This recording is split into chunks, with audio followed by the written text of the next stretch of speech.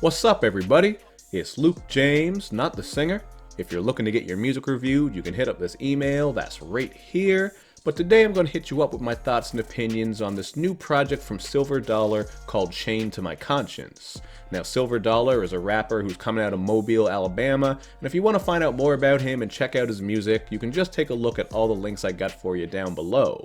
But as for this project right here, one of the main takeaways I got from it after listening through a bunch of times is that it does get a little bit generic and derivative. That's not to say that he doesn't do these sounds decently enough, because I think he does, but he's also not bringing anything new or refreshing to the rap game. As you listen through this, you really will feel like you've heard a lot of these topics, sounds, beats, well, at least the production style, I should say. You're going to feel like it's all very familiar and like you've heard it all before, because there's not much here in the way of creativity and originality. In spite of that, I do think the production is pretty solid throughout. You're getting a lot of hazy, mellow joints, as well as some pretty heavy bangers like Just for Fun and Respect All, Fear None. But to go along with that genericism I was talking about, SilverDollar's performance on here really doesn't stick out in any type of way.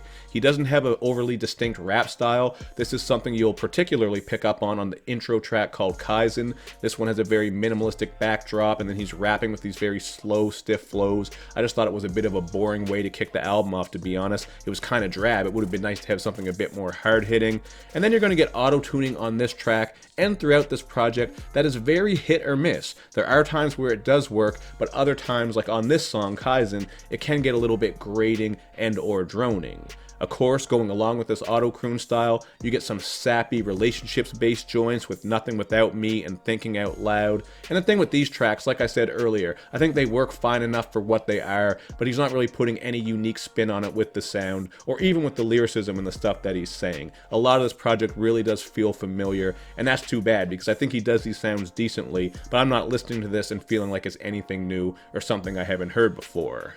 As for times where the production on the vocals does get a little bit overproduced and grating, you can check out those vocals on Insomnia, which I think are some of the worst on the project. And then on Letter to My Fans, we get this beautiful jazz production, man. I really like the beat on this, but then, once again, the auto-crooning that he's doing on top of this in spots really just doesn't fit at all. So I thought that was kind of a weird choice, and it didn't really match up with the beat in my opinion.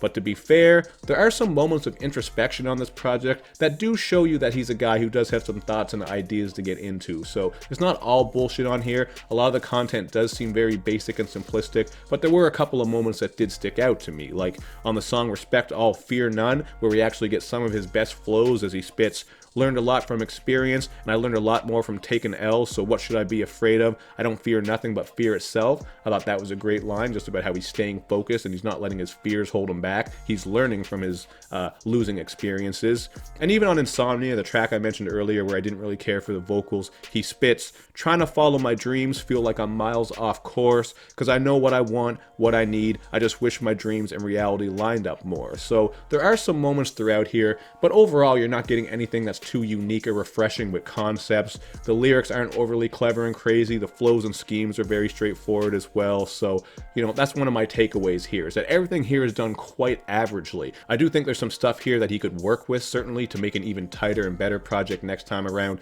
But as it stands, there wasn't too much that I had to praise with this one, man. There are some moments here and there, but overall it wasn't really grasping me in any serious way.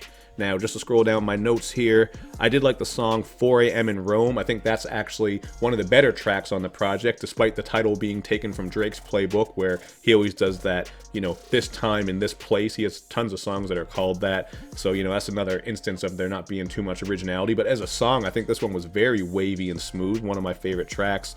And then on Wave Check and I Can Feel It Part 1, we're getting more of that wavy, smooth sound and some pretty catchy hooks. So this one is very hit or miss throughout. There are moments where these things really do come together and there is an audience for this sound. So I'm not completely discrediting it. I just feel like I've heard this before, and that's why I'm going to go with a 2.5 out of 5, man. I think the beats are very solid and there are some moments of catchiness, some introspection throughout that certainly help. But all in all, I think this is a very run-of-the-mill project, but check it out for yourself, man. I think if you like that auto-croon style a bit more than me, and you'll probably like this project more than me. But for me, I just feel like I've heard this a million times, and I feel like I've said that a million times, so I'm not being that original right now myself, saying the same shit over and over. But that's how I feel about this one. You guys can check it out for yourself and then hit me up in the comments section with your thoughts.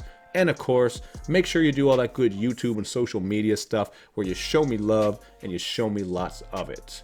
Thank you for watching, everybody. I will see you next time.